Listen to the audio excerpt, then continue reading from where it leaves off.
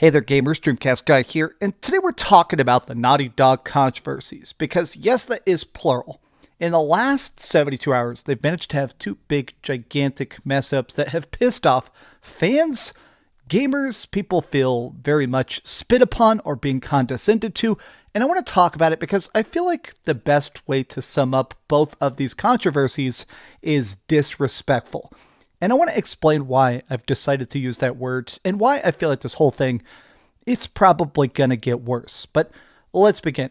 Hi, hope you're having a great day. And if you could, please give this video a like and subscribe if you haven't already.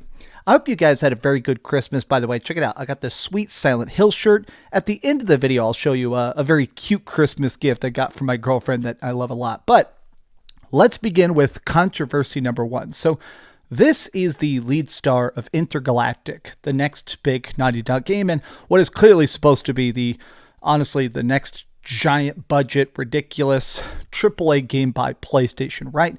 This is the lead actress, Titi Gabrielle.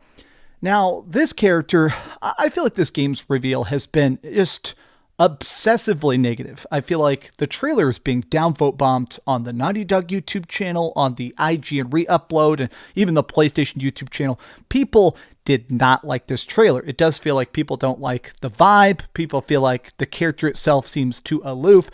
Just in general, people are not digging it. My big problem with the trailer itself is the fact that I hate how long dev times are now. It sucks that this trailer, whether you love it or whether you hate it, we're not going to see this game for years and years and years. And I don't know, I'm getting to a point where I wish we went back to the way it was in PlayStation 2 or even the Xbox 360 days where they showed you a game and they went, hey, pre-order it. It's coming out in 6 months or whatever. But okay, dev times aside, here's the controversy. So she apparently posted on Instagram, and I'm going to show you the post because, man, does this tweet kind of undersell it. She posted, "You mad, bro?" in response to the backlash surrounding the game. Now, when I initially saw a lot of the replies, people are like, heck yeah, I play games. I want to decide if it's good. These reactions are hilarious, based. Naughty Dog doesn't miss. But when I saw the post for myself, I feel like it's worse than the titles are making it seem. Tati Gabrielle, who plays Jordan in Intergalactic, the heretic prophet, said on her Instagram, "You mad, bro?" But it's not just that she said, "You mad, bro?" She attached this fan art that says, "Fragile masculinity, 100% incel tears." So I feel like the gaming industry is getting enormous. There are so many companies trying to make games. There's so many stuff that's AAA. There's so much stuff that is big and flashy and different and cool that these people, these studios, these publishers, these developers, they're constantly fighting for your attention. There's been a lot of talk about the fact that more and more gamers are playing games that are 5 years old or 10 years old because, let's face it, older games run perfect. A lot of times if you played on PC, it's got mods, they're dirt cheap. You can go back and play the Mass Effect trilogy to this day, and it's a perfect game, right? And it's like $2. I think a lot of times these companies, a lot of these games now are failing, not just because the budgets are so big, but they're competing for your attention. And now any bad press really comes off as extra bad. Now, this dude is Dom the Bomb. Dom the Bomb is actually a massive YouTuber, specifically who focuses on Naughty Dog and The Last of Us, and I really enjoy his content. So he kind of thought this was funny. His fan base, not so much. For the sake of the game, she should not be doing this, and never goes well over people feeling attached to a product when they're spitting in the faces of potential customers. She destroyed Intergalactic years before it came out. Well, live and learn. I did see a lot of people talking in the comments about how they should have done what Laura Bailey did with The Last of Us. Now, even if you're not a big Last of Us fan, I'm sure you've heard about the fact that The Last of Us Part 2, obviously a very controversial game. It did a lot of stuff that we did not enjoy. I'm a person that was obsessed with The Last of Us Part 1. I did not like The Last of Us Part 2. I have played The Last of Us Part 2 7 times. I've read every note. I did everything in the game.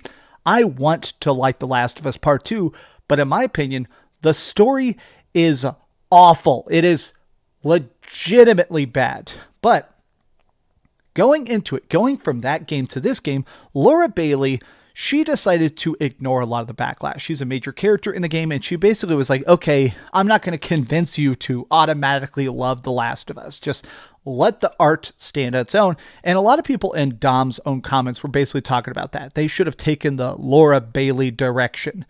I also feel like this is weird. Some people are being like, what a bunch of whiny-ass crybabies. Look, man, I'm not even saying these people are wrong. I'm just saying that this combative nature about fighting to defend a game or to attack a game so far before release, this stuff feels incredibly bizarre to me. But let me talk about the other controversy that does actually piss me off. So, Naughty Dog just posted their holiday Christmas card. Now, what's weird about this? Just actually look at this. So we've got the new character Jordan. It looks like they're actually on Jordan's airship from Intergalactic. Oh, what's that? Abby from The Last of Us affectionately touching Joel on the shoulder. Here's Ellie. This is Nadine. This is Drake from The Last of Us. Sorry, why am I talking about? This is Drake from Uncharted. This is such a weird picture for like 15 different reasons. And I do actually feel like this is disrespectful because a lot of people are talking about the fact that, bro, this character bashes the brains of this guy out with a golf club. Why would you be hugging him? Why would this... The whole framing of this sucks. But also, what about the other stuff? Everybody's like, bro, Naughty Dog is not just these movie games. Naughty Dog, they made Crash Bandicoot. They made Jak and Daxter. And a lot of people are like, bro, why? Like, Crash Bandicoot doesn't even exist for them. Ship of Theseus. Has anyone who's worked there actually been there the whole time? This to me does feel actually disrespectful. And I mean that legitimately, because not only does it just erase their own legacy, but I do feel like maybe this is like some weird PlayStation mandate where they're like, no, we only want to show games that you can currently buy on the PlayStation 5. Crash Bandicoot is the first PlayStation game I ever saw. And it blew my mind. The first time I ever saw a PlayStation, a neighbor kid got it. I didn't even know what the system was. I came over, he booted it up. There's the famous PlayStation startup screen. The sound was crazy. And he started playing Crash Bandicoot 1, which to me felt like such an advanced jump over boring ass Mario, right? That is not just a cool part of PlayStation's legacy. It is the reason we have Naughty Dog today. It is the reason that PlayStation bought Naughty Dog, is the fact that they kept making great games. The fact that Naughty Dog themselves now just pretends their own legacy doesn't exist.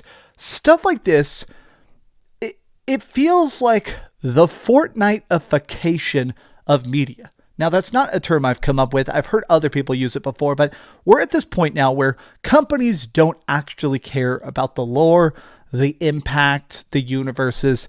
They care about sales digits, right? I keep thinking about the fact that Skibbity Toilet is in Fortnite. The fact that Wolverine and the Joker and Star Wars and concerts are done in Fortnite. The reason they call it the Fortnite-ification of media is because it's no longer about the individual pieces of art or their interesting impact and stories that made you cry. No, it's purely about the fact that these are characters to be sold. It doesn't matter what their importance is. It doesn't matter what their relations are. It just matters, hey, do you recognize it and do you want to buy it? And I feel like this is such a great example of the Fortnite-ification of how games are being. It's not about art. It's about content. It's about, hey, how can we continue to push stuff out? How can we continue to grab your attention? How can we continue to make stuff that you will want to buy purely because you recognize it? Maybe I'm being too hyperbolic, but I do feel like all of this sucks. I do feel like Intergalactic, when it comes out, I'm still excited to play it because honestly, I feel like Naughty Dog games always play great even when the stories absolutely blow. But come on. Come on, Naughty Dog. Be a little bit more aware of your standing. I do feel like in gaming, a lot of times you're damned if you do, you're damned if you don't. If you acknowledge controversy, it feels like you're putting down fans. But if you ignore it, it also just feels like people need to, yell even louder to get your attention, right? I feel like that's what's happening with Ubisoft. Ubisoft's games just bomb and bomb and bomb. There's actually rumors that Ubisoft may be completely out of business next year. And instead of acknowledging it or talking about it or changing stuff up, they just continue to march along and pretend that everything is A-okay.